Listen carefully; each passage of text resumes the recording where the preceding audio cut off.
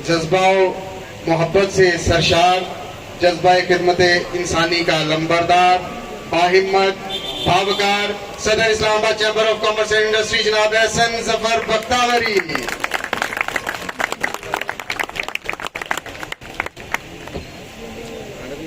बिस्मिल्लाहिर्रहमानिर्रहीम। जनाब राजा जावेद इकबाल साहब, सदर ट्रेडर वेलफेयर एसोसिएशन G9 मरकज, जनाब फारूक मुगल साहब, रिदा हुसैन अब्बासी साहब, हाजी जफर साहब, सरदार सईद साहब, रोहेल अनवर भट्ट साहब, शेख मोहम्मद रियाज साहब, राजा परवेज साहब, चौधरी अब्दुल गफ्फार साहब, चौधरी नईम साहब, उसके साथ जावेद खान साहब, शेख आलमगीर साहब, लाला चांद गुजर साहब, मुबारक मुगल साहब, मलिक सईद साहब और नवाज उस्ताद साहब। मैं आप सब लोगों का शुक्रिया अदा करता हूं कि आपने आज मुझे इस महफिल में इनवाइट किया जो वाटर फिल्ट्रेशन प्लांट की ओपनिंग का सेरेमनी है।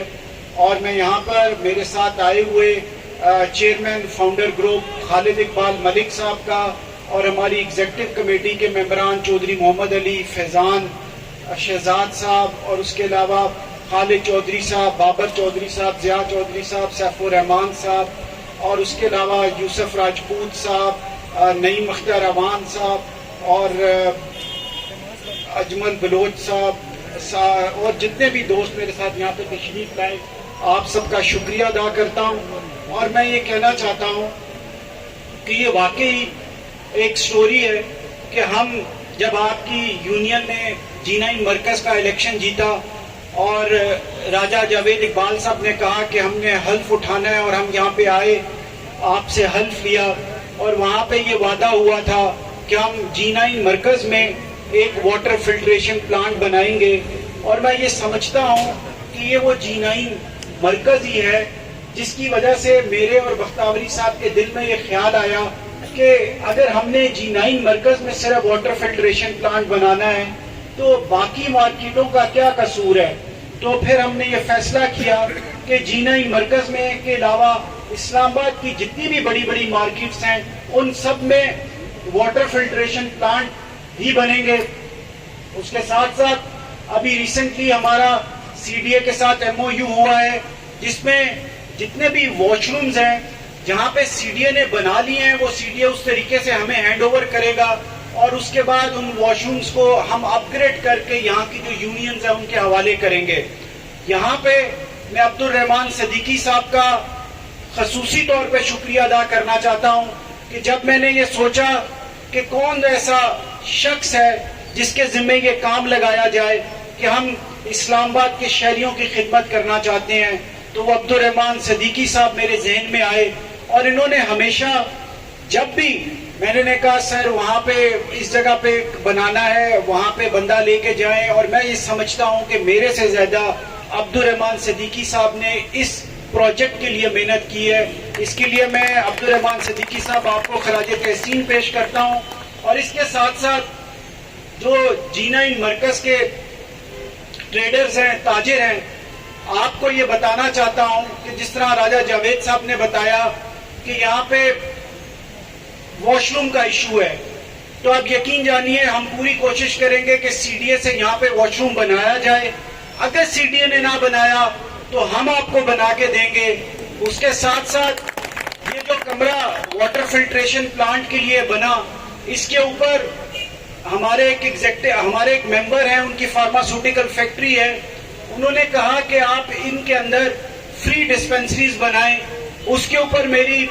अब्दुल रहमान सदीकी साहब से डिस्कशन हुई और हमने कहा कि इनके अंदर इतनी कैपेसिटी रखी जाए कि हम महीने में एक दफा तमाम ताजरों के लिए वहाँ हफ्ते में एक दफा मेडिकल कैंप लगाया करें। और उसके साथ वो हमारे जो दोस्त हैं इंडस्ट्रियलिस्ट जिनकी वो फार्मास्यूटिकल फैक्ट्री है, फैसल मुजम्मिल साहब, उन्होंने कहा कि आपको जितनी भी दवाइयाँ चाहिए होंगी वो हमें फ्री ऑफ कॉस्ट दिया करेंगे और वो हम यहाँ पे डिस्ट्रीब्यूट करेंगे। इसके अलावा हमारे जहन में तो बहुत सारे प्रोजेक्ट हैं। आजकल पाकिस्तान की जो इकोनॉमिक हालात हैं और जो ताजरों के हालात हैं, और ख़ास तौर पे मैं समझता हूँ G9 मरकज़ एक तिजारती हब है। यहाँ पे दूर दूर जगह से लोग आते हैं, کیونکہ ٹرانسپورٹ کا اڈا بھی یہاں پہ ہے. تو میں یہ سمجھتا ہوں کہ ہمیں یہاں پر ایک جو لوگ شہر کے باہر سے آتے ہیں ان کے لیے ایک فری دسترخوان کا بھی بندوبست کرنا چاہیے. تو انشاءاللہ ہم یہاں پہ دوپہر کے ٹائم ایک لنگر کا بندوبست کریں گے اور انشاءاللہ اس کے اوپر بھی اگلے مہینے سے وہ شروع ہو جائے گا. اور میں آپ کو یہ بتانا چاہتا ہوں کہ عبدالرحمان صدیقی صاحب نے جو اسلام آباد چیمبر کے ممبران ہیں, ان کے جو ملازمین ہیں اور جتنے مراکز کے جو باقی دکاندار ہیں وہ چیمبر کے اگر ممبر نہیں بھی ہیں, ان کے لیے شفا ہاسپٹل میں, پی ایف ہاسپٹل, علی میڈیکل, اسلام آباد ڈائگنوسٹک سینٹر, روٹ اسکول, جتنی یونیورسٹیز ہیں وہاں پہ بہت زیادہ ڈسکاؤنٹس ہیں. اور وہ ڈسکاؤنٹ ہم نے اس لیے ان کے ساتھ ایم او یوز کیے کہ ہم یہ چاہتے ہیں کہ یہ فیسلٹیز اسلام آباد چیمبر جو ہے اپنے ممبرز کو خود پرووائڈ کرے. تو یہاں پہ راجہ جاوید صاحب بیٹھے ہوئے ہیں, ان سے بہتر کوئی نہیں جانتا کہ میں نے راجہ جاوید صاحب کے ساتھ مختلف جگہوں کا وزٹ کیا کہ ہم وہاں پہ تاجروں کے لیے ہاؤسنگ سوسائٹی بنائیں. تو یہ وہ عزم ہے